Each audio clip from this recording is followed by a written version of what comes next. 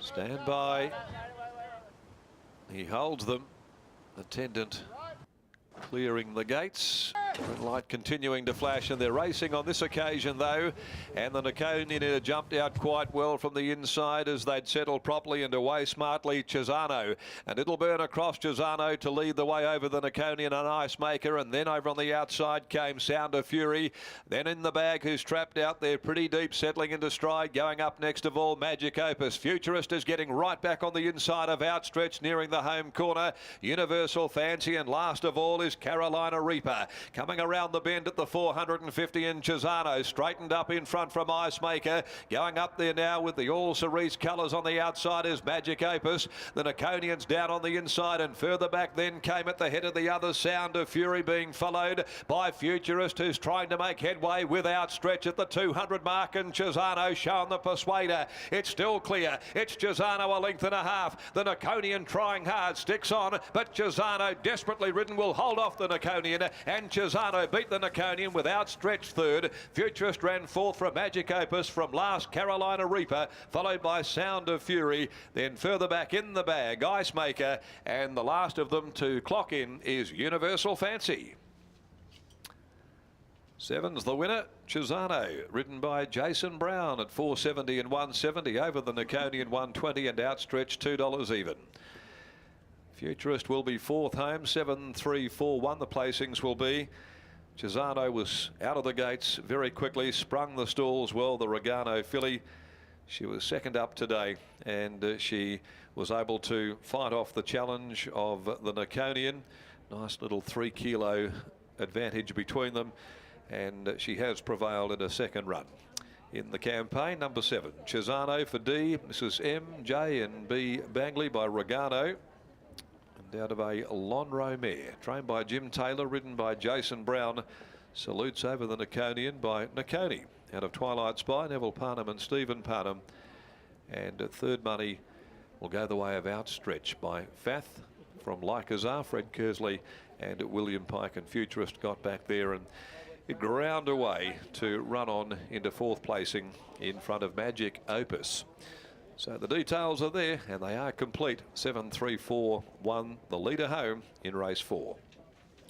The fifth today, the 1300 Rent-A-Kill initial handicaps at 3 o'clock. 11, 12, 13 and 14 are the omissions out of the next. It's 60.32 the time, margins 3/4 by 1. Let's head back to the yard after this all the way victory by Chisano in taking out the fourth event for the day with Gareth.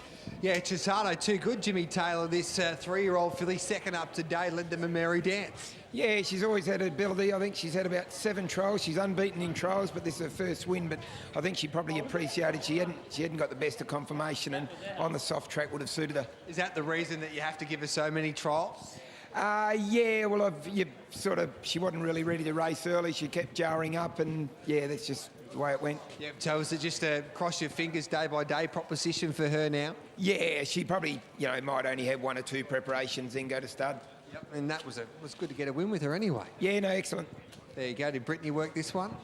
No, she's a bit naughty. I have to ride this one. Well done, Jimmy. Thanks, Gareth. Brittany Taylor's about to catch up. Where does Jason Brown go? We're bloody freezing, Brownie. We want to go back inside, and he's gone all the way up to the other end.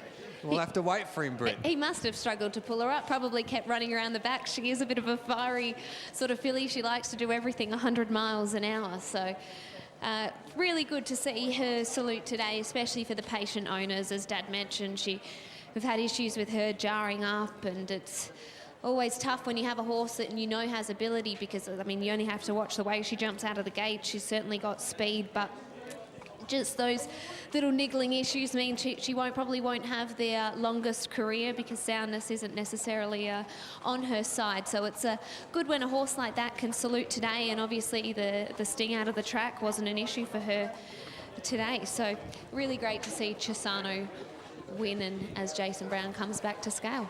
And the Nakonian runs another place back in second, always thereabouts. It'll win one day. Oh, absolutely. Very consistent horse. And Neville's mentioned in the past that this horse, the only time that it's ran bad races is when it's gone shin-sore in the past. So a horse definitely with upside, and you won't be long before the Nakonian finds himself in the winner's circle. But today was Chisano's day, as Jason Brown weighs in, and we'll have a chat to Jace.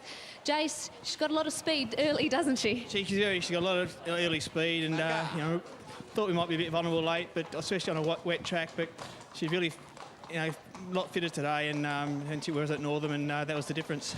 How did you feel she handled that wet going today? Got through it, no worries, which was a little bit like we spoke before the race. You never really know.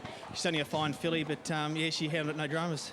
And going to the gates, what was her behaviour like? We know at Northern she got a bit hot, but today's not exactly a day you can get warm, but how was her behaviour? Yeah, she's very strong. You just got to tell her, just trod her all the way and just kept her as quiet as I can. But if you had to give her an inch of rain, yeah, she'd be off and running. Oh, luckily she got the job done. Congratulations, Jace. Cheers, love. Thanks.